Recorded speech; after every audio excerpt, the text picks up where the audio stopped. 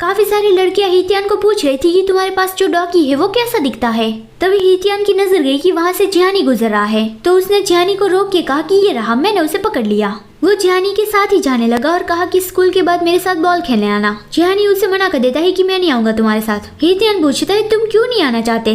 जियानी कहता है मुझे स्कूल के बाद कुछ और काम है। हितियान पूछता है आखिर इतना भी क्या इम्पोर्टेंट काम है। जियानी कहता है मैं किसी के साथ मूवी देखने जा रहा हूँ। हितियान हंसते हुए उसे गाली देता है और कहता है कि तुम किसके साथ डेट पे जा रहे हो। जियानी का चेहरा लाल हो रहा था और वो कहता है कि इससे तुम्हें क्या। हितियान उसके ऊपर चढ़ने लगा और कहता है कि बताओ मुझे, तुम कुछ बुरा करने की तो प्लानिंग नहीं कर रहे हो ना। जियानी कहता है नो वे, छोड़ो मुझे। लेकिन उन दोनों का बैलेंस जाने से वो दोनों ही गिर गए। फिर अगला सीन आता है, जियानी को एक सपना आ रहा था। जब वो बहुत ही छोटा था तब उसके पापा उसे छोड़ के चले गए थे। जियानी ने कभी अपने पापा का फेस नहीं देखा, तो सपने में भी उसका फेस नहीं आया। लेकिन सपने में उसकी मॉम रो रही थी और उसके पापा की बॉडी पे बहुत सारा ब्लड लगा हुआ था। जियानी भी रो रहा था और फिर उसके पापा उससे दूर चले गए। फिर सपने में सीन चेंज होता है। जियानी थोड़ा बड़ा हो गया था और वो रो रहा था। तभी ज़ेंगशी उसके पास आया और पूछा कि तुम रो क्यों रहे हो। जियानी कहता है मम्मी ने कहा था कि वो मुझे कैंडी खरीद के देंगी, लेकिन वो अभी तक वापस क्यों नहीं आई। लगता है कि मम्मी अब मुझे नहीं चाहती है। ज़ेंगशी उसके पास बैठ के उसका हाथ पकड़ के कहता है कि वो जरूर वापस आएगी,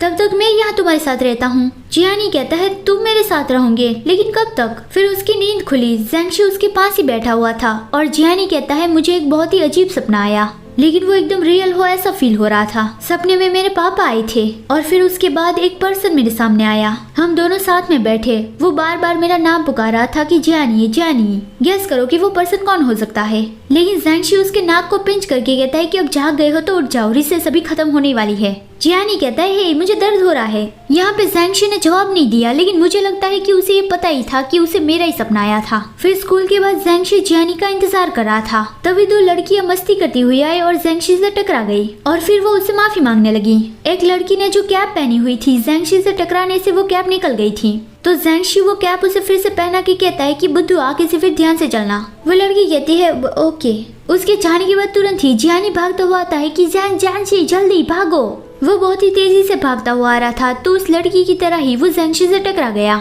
ज़ेंगशी गुस्से से कहता है कि हरामी ये तुम क्या करे हो। जियानी उसे अपने साथ ले जाने लगा और कहता है कि हितिया ने कहा कि वो भी हमारे साथ मूवी देखने आना चाहता है, जल्दी भागो वो हमें पकड़ ना पाए।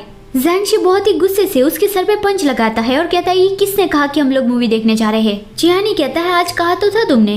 वो पाउट करता है क्या हम लोग सच में नहीं जा रहे हैं। ज़ेंगशी ने तुरंत ही जवाब दे दिया कि नहीं हम लोग नहीं जा रहे। वो उसके फेस को स्क्वीज करता है कि तुम इतना ज्यादा पाउट क्यों कर रहे हो। जियानी कहता है क्योंकि तुम डेफिनेटली कुछ भूल रहे हो। ज़ेंगशी कहता है मैं नहीं भूला हूँ कि आज कौन सा दिन है, चलो मेरे साथ। जियानी पूछता है कहाँ पे। ज़ेंगशी कहता है वहाँ पहुँच के तुम्हें पता चल जाएगा। वो दोनों एक रामेन शॉप पहुँचे तो जियानी कहता है आज मेरा बर्थडे है और हम लोग सिर्फ रामेन खाने वाले हैं। ज़ेंगशी कहता है मुझे बहुत ज्यादा भूख लगी है, तो हम खाने के बाद बात करेंगे। जियानी हंसता हुआ कहता है क्या तुमने मेरे लिए सरप्राइज प्लान किया है। लेकिन वो दोनों जब अंदर गई तो देखा कि हितियान भी वहाँ पे रामेन खाने आया है। हितियान कहता है मुझे लगा था कि तुम दोनों मुझे छोड़ के मूवी देखने चले गए, तुम दोनों कितने ज्यादा मीन हो। ज़ेंगशी कहता है हमने तो मूवी देखने का प्लान भी नहीं किया था। जियानी हितियान से भाग गया था, लेकिन अभी वो दोनों यहाँ पे फिर से मिल गए, तो इसलिए हितियान उसे ताना मारा है कि तुम कितने मीन हो। जियानी कहता है ओह हाँ, लास्ट टाइम मैंने डम्पलिंग्स पे थोड़ी चटनी डाली थी और उसका टेस्ट बहुत ही अच्छा आ रहा था, तो फिर उसने डम्पलिंग्स पे चटनी डाल के ज़ेंगशी को ट्राई करने दिया कि ये लो ट्राई करो इसे। लेकिन ज़ेंगशी ने वो हितियान को दे दिया कि पहले तुम ट्राई करो। हितियान वो खा लेता है कि फाइन इसका टेस्ट अच्छा ही होगा, लेकिन उसकी हालत खराब हो गई। तो ज़ेंगशी कहता है कि हे यहाँ पे उल्टी मत करना। जियानी कहता है लगता है कि हम सबको अलग अलग टेस्ट पसंद आते हैं। फिर खाने के बाद ज़ेंगशी गया था बाथरूम में और ये दोनों यहाँ पे बाहर उसका इंतजार कर रहे थे। हितियान पूछता है कि इसके बाद तुम दोनों क्या करने वाले हो। जियानी कहता है मुझे नहीं पता।